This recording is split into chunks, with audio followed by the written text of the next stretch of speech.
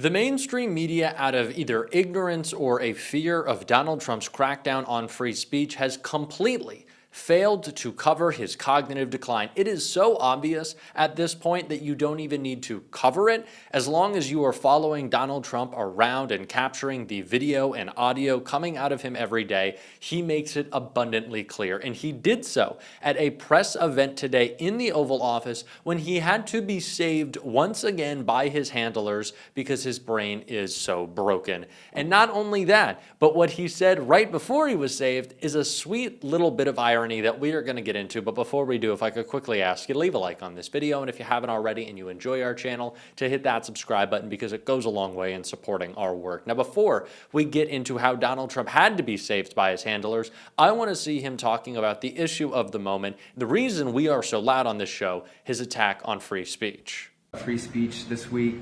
Do you see a difference between cancel culture and consequence culture? I mean, your question's a little trick question. I'm a very strong person for free speech. At the same time, when you have networks where I won an election, like in counties, I guess it's 2,600 to 525. That's called a landslide times two. When you have that level of popularity or voter support, as I did in the last election, and yet 97 and 94%, different numbers. You see different numbers with different stats, but 97, 94, 95, 96% of the people are against me in the sense of the newscasts are against me. The stories are they said 97% bad. So they gave me 97. They'll take a great story and they'll make it bad. See, I think that's really illegal, personally.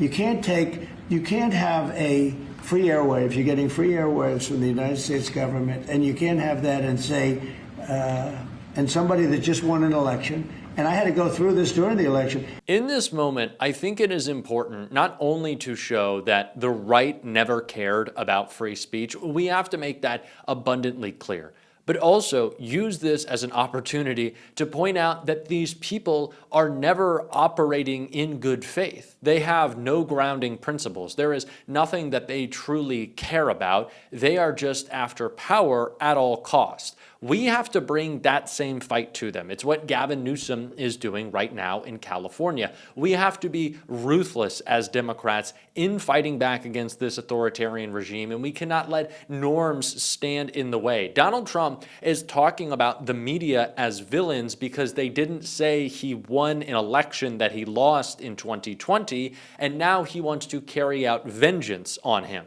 Shouldn't we be doing the same when we come into power for those who have broken the law? Especially as Donald Trump wants to completely rewrite the past. Shouldn't we make clear the past? And speaking of rewriting it, before Donald Trump's handlers had to help him, it was very funny what he had to say about President Biden trying to mock his cognitive state.